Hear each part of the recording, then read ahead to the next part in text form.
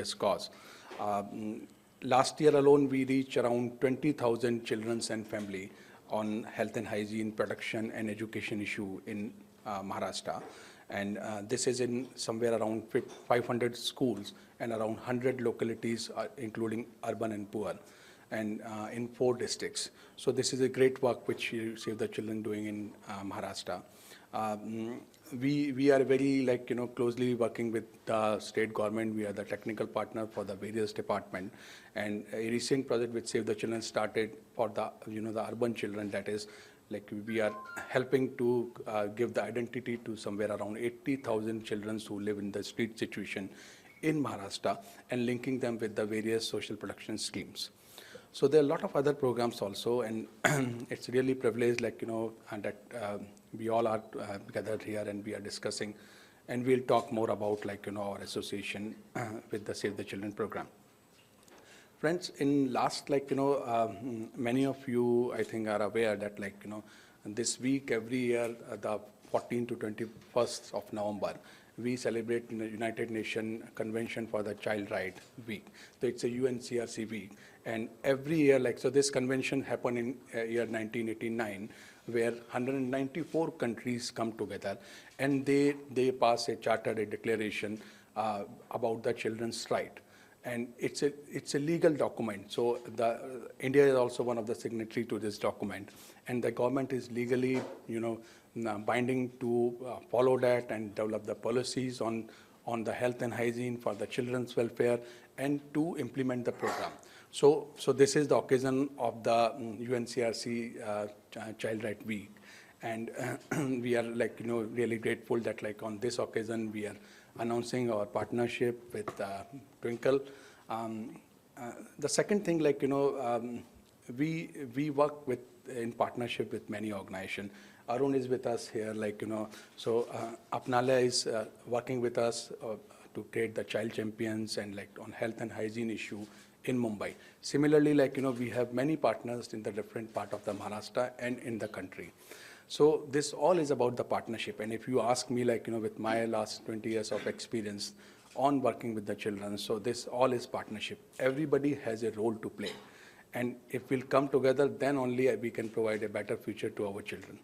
So I'll end here. Thank you so much for coming here, and then you will listen more about from our celebrity, our CEO, and other dignitaries on the dais. Thank you so much. So much. Can you all hear me?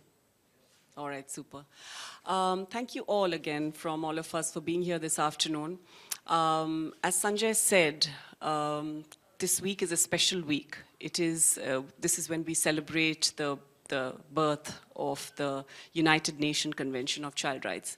And why that is so special is the UNCRC was actually born out of the work of our founder. Save the Children's founder was this feisty woman called Eglantine Jebb, who founded Save the Children nearly 100 years ago. Next year we're going to be 100 years in the aftermath of the war, when she saw the impact that the war was having on the lives of children.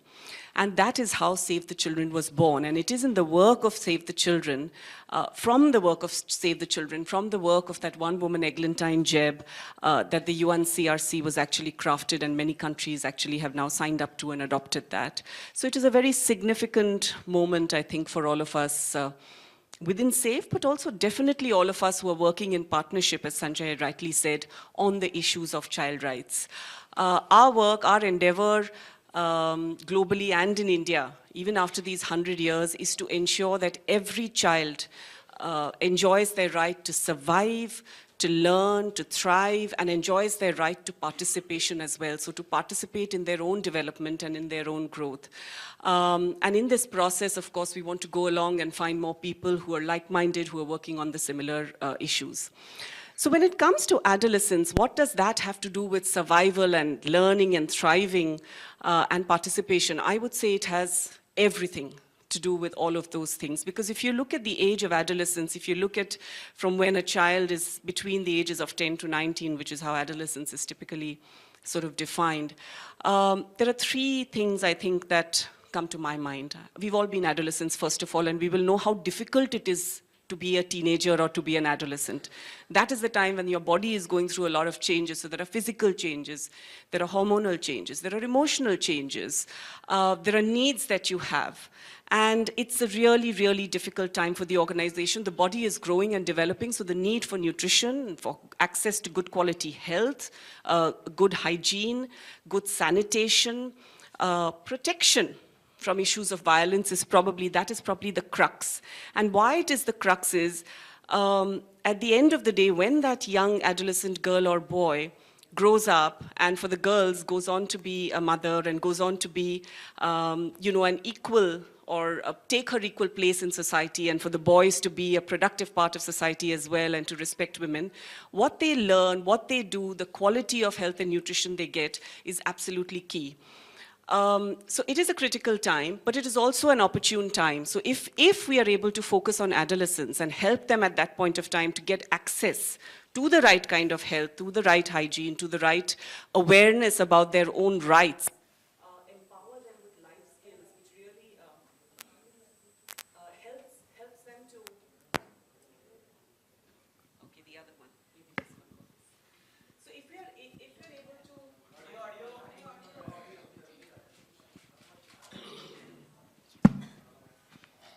Thank you.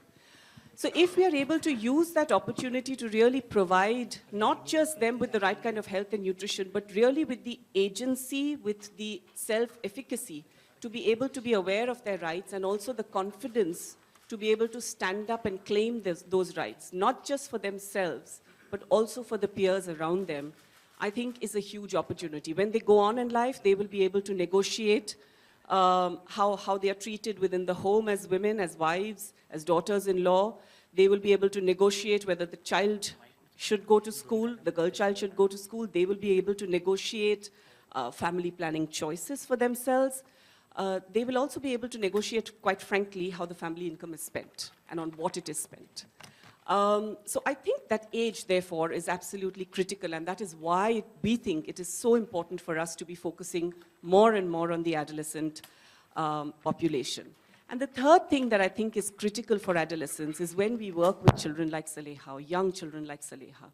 The whole point about participation, about saying that what I can do as a 40-year-old woman who's a mother of adolescents is very different to what a Saleha, who is 15 or 16 years old, can do, and the impact she can have on the lives of the children around her is significantly different. When Saleha goes and talks to her peers, they listen. When Saleha goes and talks to the mothers of her peers or fathers of her peers, they listen.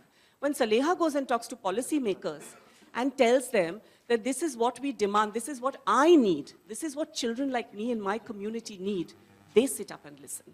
And I think that is the impact that we can have. That I think is the greatest, most significant impact that we can have when we work on empowering our adolescents with the skills of influencing, of negotiation, of understanding their bodies, of being able to stand up and claim their rights. And that's the cycle in which we want to work, have been working, and have brilliant champions, not just like Saleha, but really if I look at it from Govandi in Mumbai to Sundarbans in West Bengal, and quite literally Jammu and Kashmir in the north to most recently Kerala in India, where we are present in the aftermath of the floods. The whole approach for us is looking at children at the center, placing their needs at the center, and then working with the children and the communities to be able to stand up and understand and claim their rights.